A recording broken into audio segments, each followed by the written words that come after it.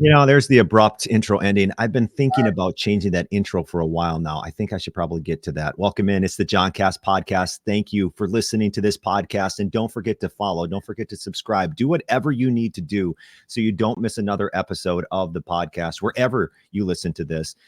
And once again, thank you for listening. Thank you to Ian's Pizza. Go check out Ian's Pizza with the 3 locations in Madison. They're in Milwaukee too.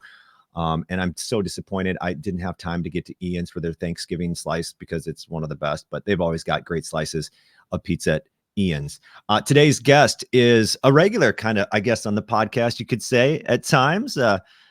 She is a former Wisconsin Badger volleyball player. She's currently playing her pro season in Turkey, hopeful for the 2024 Paris Olympics as well. And she's going to be coming to Madison. Yes, I said that. She's going to be coming to Madison as part of Love Volleyball, which begins play in November of 2024. Lauren Carlini, welcome to the Joncast Podcast. Thanks, John. Oh, it's so good to be back.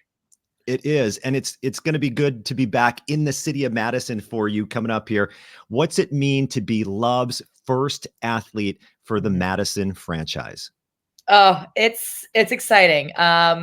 Can't say I was too surprised about the placement, but I am just, I'm thrilled to be here starting on the ground floor again of something really cool and really exciting. I think the biggest part of it is just being able to work in tandem with Madtown Juniors and a brand new facility. And there's a lot being put into Love Madison Volleyball, especially. So I'm very excited for this league. It's promising, it's exciting, and we got some really great people on board. But just overall happy to be back in Madison soon enough. Yeah, and I love the way they're including the community, including the club community too. Like it makes a lot of sense. But what else makes a lot of sense is you being on the Madison franchise, right? Like when you became a Love, you said you were going to Love. Like it just, like if that doesn't happen, what's going on here, people? But if I had told you, well, let's take you back in the time machine when you were here at Wisconsin. If I had told you while you were playing at Wisconsin that if you were patient enough, eventually you'd be playing pro volleyball in this city, I mean, what would you have said? I would have been like, you're crazy. Okay, we've tried this. It's failed. It's not going to happen. Overseas life is life. And yeah, my plan was always to play 2 Olympic cycles after 2024, be done, and then see what's the next path I'm going to take. Is it coaching? Is it starting my own business? What is it going to be? And now, as of about a year ago, and when all these talks kind of started, it's okay, this is a real opportunity to come back, play on home soil, in front of your friends, family, friendly fans, and just get the opportunity to keep doing what we love. While doing it at home. And so it's an incredible opportunity. And I was saying the other day, it was just kind of right time, right place, right people, and this perfect synergy of factors. So again, just beyond pumped, not only that the league is starting, and it's here to stay, but the fact that it gets to be in Madison of all places. It feels like it was meant to be, like you just talked about with the timing of everything, that it obviously it comes to Madison. Like it just seemed like it was meant to be. Yeah. And it's just between that and the popularity of volleyball and everything going on with this sport and how quickly it's growing. The demand is there. And just hoping that we can kind of take reign of that. It's so clear at the youth and collegiate level how popular it is and how fast it's growing. And now let's use the same momentum and kind of propel this into the professional leagues. Mm-hmm. How exciting too is it? Obviously, you're the first athlete for the Madison franchise, but knowing that this entire roster is still yet to be constructed and formed, I mean, that seems to me like it's going to kind of be an exciting endeavor as well. What do you think the key is to forming this perfect roster in Madison? I think it's about getting the right people. I think that Love, especially, they can be pretty selective right now in who they're taking, and they're being very smart about marketing and where they're going to place people and players. And so there's some exciting things to come for sure in the next couple months with announcements, not only with players, but with coaches as well. And it's just a lot of people overseas being here. They're hearing about it even more. The foreigners as well. And they're starting to ask questions. Oh, where are these cities? What's going on? Who can we talk to? And so again, it's gaining some traction, not just in the United States and with current players, but also overseas and some of our foreigner teammates. Wow, it's interesting. I didn't think about it. By the way, it sounds like you know something that you're not allowed to say yet, but that's fine. We'll get to it eventually. No, that's interesting because I haven't thought about it from that perspective. Is, you think of it from the American perspective that everybody always has to go overseas, and now there's an opportunity to stay home, but you never think of the flip side, like, oh, now there's an opportunity to come to the United States for a lot of players too. And for them, it's so exciting, right? Yeah. It's like, it's the dream. If they don't get to do it for NCAA, whenever you ask, oh, where's your dream vacation? They're always like, New York, LA. And you're like, Maldives, no. Okay, Greece, no. No, they want to come to America. And so they want that same experience and the same opportunity to that we get playing overseas to also come to the States and live here for a couple months and see what life is like here. So it's understandable. And yeah, I'm sure we're going to see a couple foreign players in this league, especially the first year. All right. So the announcement today is you coming to Madison. Also, the logo and the team name, Love Madison Volleyball. Now, if you're watching on YouTube or Spotify, we're going to drop the logo over the top of us. You can see the logo and the color scheme with that very vibrant color scheme of that light blue color with the dark blue as well. By the way, I love the color scheme. I think it just, I mean, you want merch when you see those colors. At least I do. For sure. What's your reaction when you see the logo and the colors and the team name? It's so cool being on these calls and seeing them unveil all of this, right? And so once they start announcing everything, it'll be very clear. There is an overarching theme through all 6 cities about vibrancy, and the color with Madison and this blue. I'm sure the Badger fans are like, where's my red? But not everything can be attached to the Badgers, unfortunately. Yeah. And so the blue route is kind of to show fluidity and this idea of flow. And a lot of it had to do with the lakes, of course, in Madison. Yeah. But this idea of enjoying both work and play, and they really went down deep into what is like the culture of this town and what do they bring. And so again, just this vibrancy of living hard and playing hard, and that fun balance of it. And of course, tying in the lakes with it as well. So get a ton of details into it once it gets dropped. But yes, it's really exciting. It's really cool. Modern. It takes a little bit to kind of understand where the MAD is at. And I think that's kind of the fun part of it too, is dissecting all of these and kind of understanding, oh, this is the logo. This is why it is the way it is. And of course, the naming behind it too. Love Madison Volleyball. We wanted to keep it very simplistic. Think soccer in Europe and AC Milan, and we didn't want too many of these mascots things involved and, crazy designs and colors that are hard to understand. It's about simplistic, modern, and just very unique and to the point. So I love it. The marketing department absolutely killed it. And I'm absolutely going to be proudly wearing all these bright blue colors now. I definitely want to purchase a sweatshirt. I could see that on a sweatshirt. I'd love that. Or, like a lightweight hoodie. But no, yeah. So if people wanted to see that once again on Spotify or YouTube, we just placed that on the screen for you to look at. Now, Love also, you talk about this facility that also with the ribbon cutting today, and Love has a unique club to pro approach, what I think is going to be probably the key in a very sustainable future for this league. It enables club players to train in the same spot as pro players. I mean, this is such a unique opportunity, Lauren.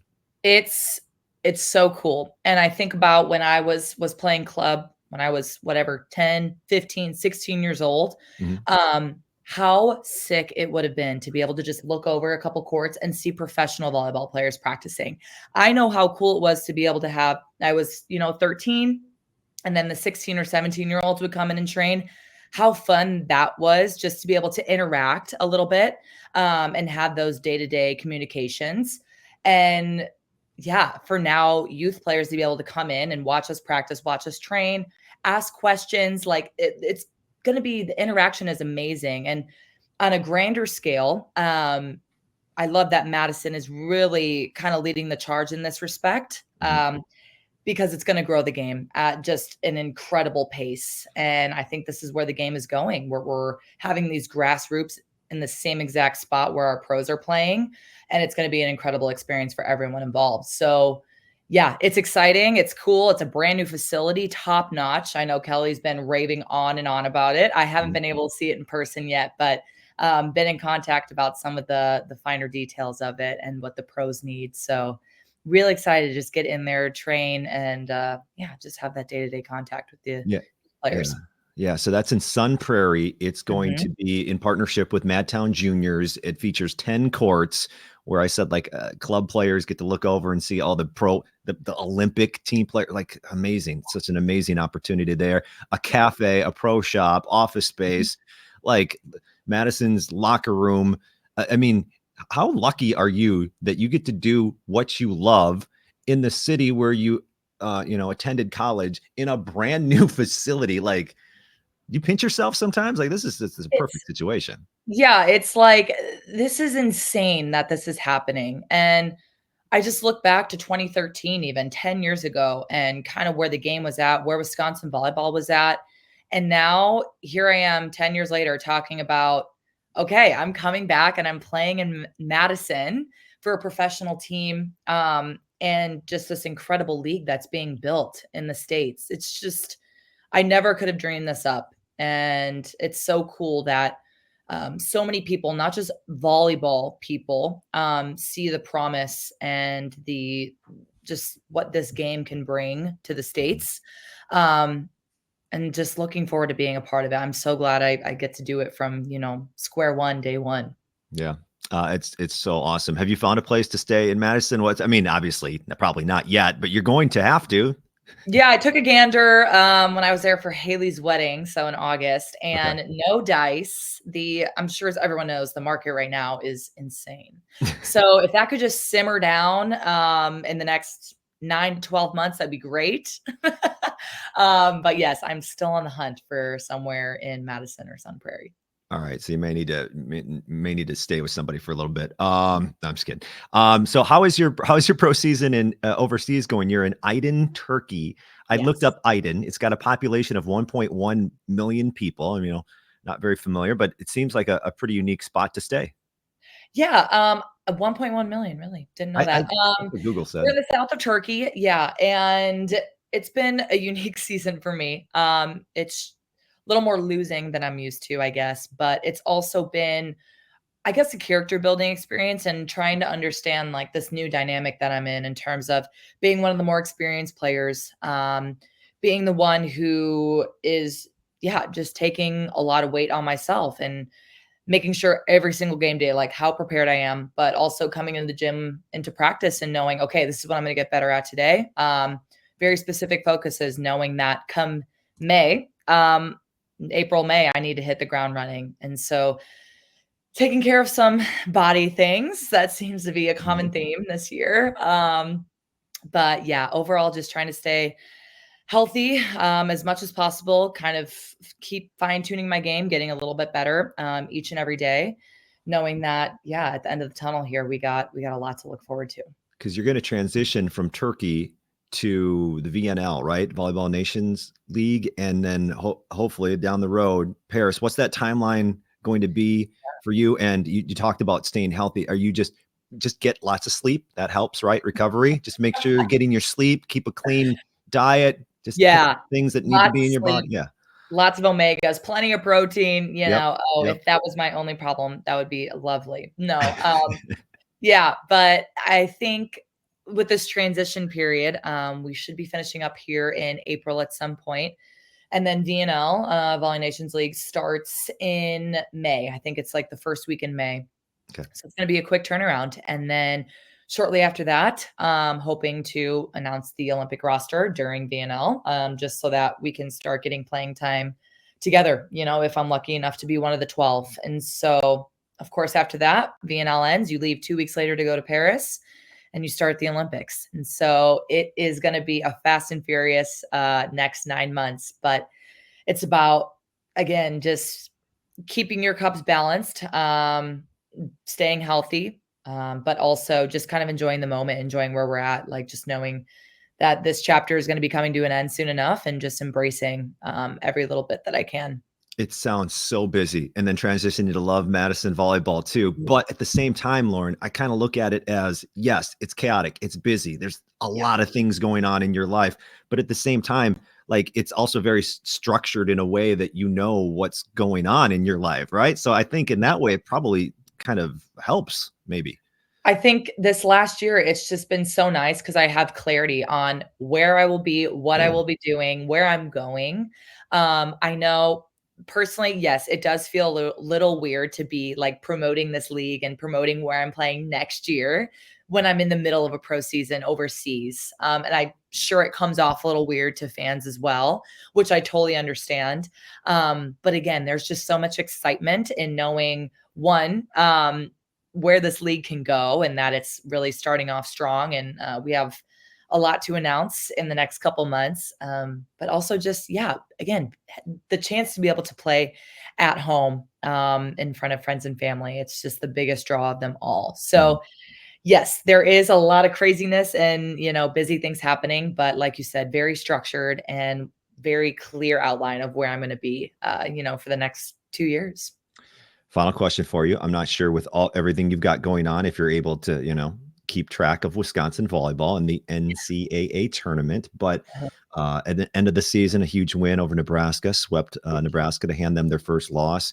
Kind of what are your thoughts as Wisconsin heads to the postseason and, tries to win another one? Yep. Obviously they had a great Big Ten season overall. Obviously some not ideal losses towards the end, but I was kind of saying this the other day too. I was like, would rather have those than in the tournament. And so probably some tough lessons that needed to be learned in those matches and things that tactically or technically needed to be changed leading into, obviously the most important part of the season. So it's just crazy. Like this team is a powerhouse. They know they can win. It's very clear just by the win with Nebraska and sweeping them at home. It's a pretty powerful statement there at the end. And it's a nice little asterisk. Sorry, Nebraska, to have like, ooh, everything but one. You did lose the one. So I think just again, going into the tournament, like this team knows how to win and they know what it takes. The staff, players, everyone. And just looking forward to watching it and following along. I wish I could be there down in Tampa. That would have been cool. Tampa's one of my favorite cities in the States. But I think it's going to be a great time. And I think they're going to host a great Final Four. And of course, always cheering for the Badgers. So hopefully they can, rally some good matches together. One final Badger question for you, because it's pretty unique that they're running a 6-2 offense with two setters, and they've got all these great attackers. When you see like the height, number one, that they have, Sarah Franklin, who's the Big Ten Player of the Year, and then their approach to letting all those weapons work because of a 6-2 offense. It's kind of unique, isn't it? The way that they've been able to win. Super unique. I think for a while there, when I was in college, especially, 5-1 was it. There was no 6-2s being ran, certainly not successfully if there was. And now just the dynamic of all the attackers and how many options Kelly has. I mean, I think he's doing it right in terms of, hey, we have this many weapons. Let's use them and utilize them all. Not only with height, right? Like, yes, we have some massive players, but they are very technically sound at volleyball and they're just great all around volleyball players. And so, it's a very rare and potent combo to have. And it's really cool that obviously Wisconsin fans and the Badgers get to reap the benefits of it. But we'll see if that continues in the next couple of years with the 6-2. I maybe don't see that happening. Might change next year. With Charlie coming in. But I think obviously powerful attackers. And again, congrats to Sarah Franklin for having a Player of the Year. God, what a year she's had. Yeah, fantastic. All right, so love Madison volleyball. Lauren Carlini, the first athlete name. We got the logo, we got the team colors, we got the facility in Sun Prairie. It's all coming together, and we're super excited to have you back. Thanks. It's getting real, everybody. It's getting real. Thank you, Lauren. Thank you.